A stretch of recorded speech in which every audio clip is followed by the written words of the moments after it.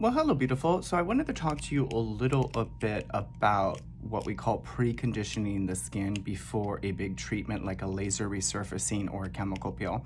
So this is pretty common, but it's not happening at every place that you go to. A lot of people we're noticing are just getting a laser service without the proper preconditioning of their skin. So what we mean by preconditioning is it's kind of like getting your skin ready. I always think of it like you're training for a marathon. So if you were going to run a marathon, you wouldn't just sign up for the marathon and then go run, right? You would have to, work yourself out and get ready for the marathon for months and months and months. Not that I've ever done a marathon, but I'm just saying, I've heard.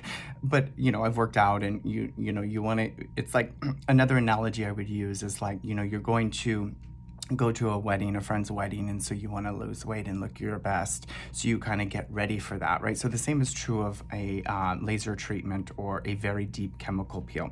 We specialize in being able to precondition the skin in office, and some estheticians do that. But when you know you're going to get a aggressive treatment, what you do prior to that treatment, about 6 weeks, it can be even more, 8 or 12 weeks or 3 months. It just depends on what's kind of going on. So when we precondition someone's skin, we're trying to not only minimize the damage that's existing on the surface of the skin and below the surface of the skin a little bit as much as possible, like skin brightening, balancing out redness, stimulating new skin cells, and exfoliating, but you're also getting the skin stronger to be able to handle the inflammation that's going to occur from a lasering or a deep chemical peel from like a surgeon or a doctor. And if you don't do that, then chances are you're most likely going to get pigmentation. Not always, but it does depend on the skin type. Like whiter skin definitely is a little bit more tolerant, but more ethnic skin, or if you're mixed racially, can lead to a lot of issues where if you don't precondition the skin and you just do a laser, you're going to get more pigmentation, or you can scar, or it's just not going to work the way that you thought you anticipated. So how we precondition people's skin is using a lot of alpha hydroxy, vitamin C, and retinoids.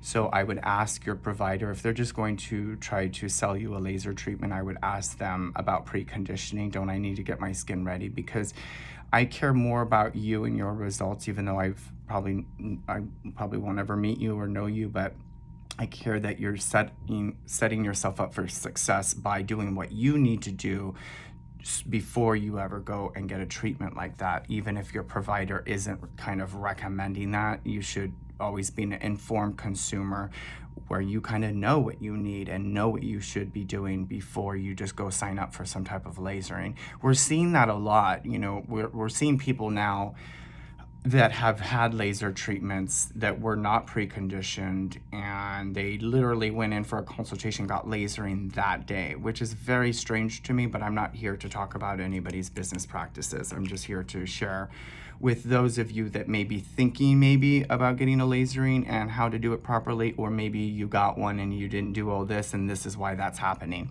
So when you're doing any type of aggressive treatment like a laser or chemical peel, you cause a lot more inflammation in the skin. And so when inflammation occurs, what will happen is usually a melanin response. So the tyrosinase enzyme will release as a protection of like inflammation, and then it produces the pigmentation on your skin, which is not fun and very difficult to treat. And then you're going to have to use hydroquinone and stuff like that. So I don't know if this video helped. If you have any questions, feel free to ask them, but I just really I'm a little concerned that people are just getting consultations for laser and then they go in and get a laser and they're really struggling with their skin. It's kind of like this. If you're really struggling, you've been struggling a long time, there ain't no quick fix, and there is no reason you should be getting a quick service, because there's so many things you need to do before you run that marathon, like get new sneakers and start running every day for 30 minutes, and eat well, go to bed early, stay hydrated, you know what I'm saying?